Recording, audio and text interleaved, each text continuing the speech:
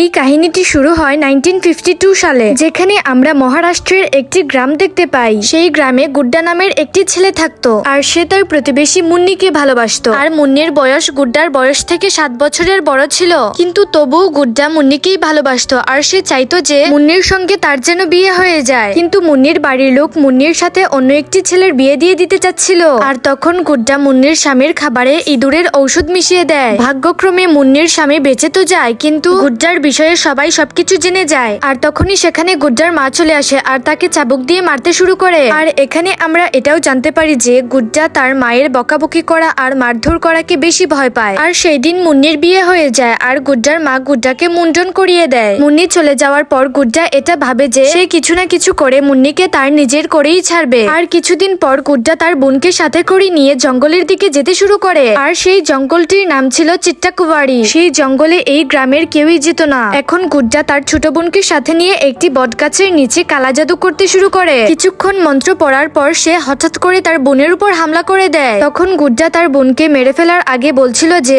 তোমাকে বলি দেওয়ার পরই আমি আমার মুন্নিকে পেয়ে যাব, আর কালা জাদু করে আমি আর আমার মুন্নি সব সময়ের জন্য এক হয়ে যাব। এখন গুড্ডার বোন নিজেকে বাঁচানোর জন্য গুড্ডাকে ধাক্কা দিয়ে দেয়, যে কারণে গুড্ডার মাথা বটগাছে গিয়ে ধাক্কা খায়। গুড্ডার মাথা থেকে সাথে সাথে এত রক্ত পড়ার কারণে গুড্ডার মৃত্যু সেখানেই হয়ে যায়। এখন গুড্ডার বোন ভয় পেয়ে গ্রামে তার মায়ের কাছে যায়, আর তার মায়ের সাথে অনেক গ্রামের লোকগুলোকেও সেখানে নিয়ে আসে। এখানে আসার পর গ্রামের লোক গুড্ডার মরদেহ দেখতে পায়। তখন গ্রামের পণ্ডিত মশাই বলে এটা তো অনর্থ হয়ে গেল। গুড্ডা ব্রাহ্মণ পরিবারের ছেলে ছিল, আর তার মুন্ডন করানো হয়েছে এখনো 10 দিনও হয়নি। এখন গুড্ডার কাল মৃত্যু হওয়ার কারণে সে ব্রহ্ম রাক্ষস হয়ে যাবে, আর এটা যদি সত্যি হয়ে যায় তাহলে অনেক বড় বিপদ হয়ে যাবে। এখন সেজন্যই গ্রামের লোক গুড্ডার অস্থি ওই গাছের নিচে পুঁতে রেখে দেয়, আর তারপর ওই বট গাছে মন্ত্র বলে সুতার বন্ধন দেওয়া হয়, যেন গুড্ডা ওই গাছ থেকে বের হয়ে কোথাও দূরে না যেতে পারে। আর এখানেই আমরা এটা জানতে পারি যে গুড্ডা যেই সালে মারা গিয়েছিল সেই সালকে মুঞ্জিয়া বলা হতো।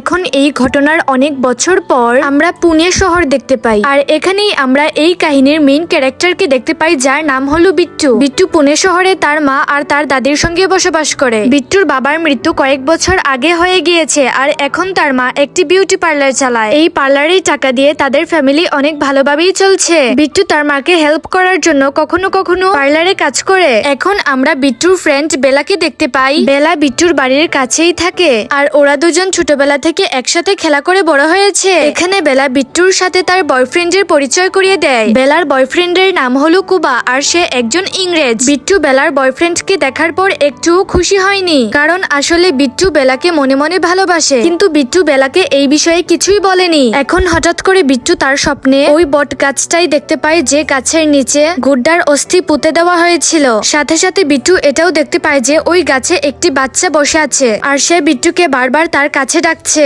এই স্বপ্নটা বিট্টু ছোটবেলা থেকেই দেখে আসছে। সো বাই গাইস, ভিডিও যদি ভালো লাগে তাহলে একটি সাবস্ক্রাইব করো, আর আবার দেখা হবে নেক্সট কোনো অ্যামেজিং ভিডিওতে।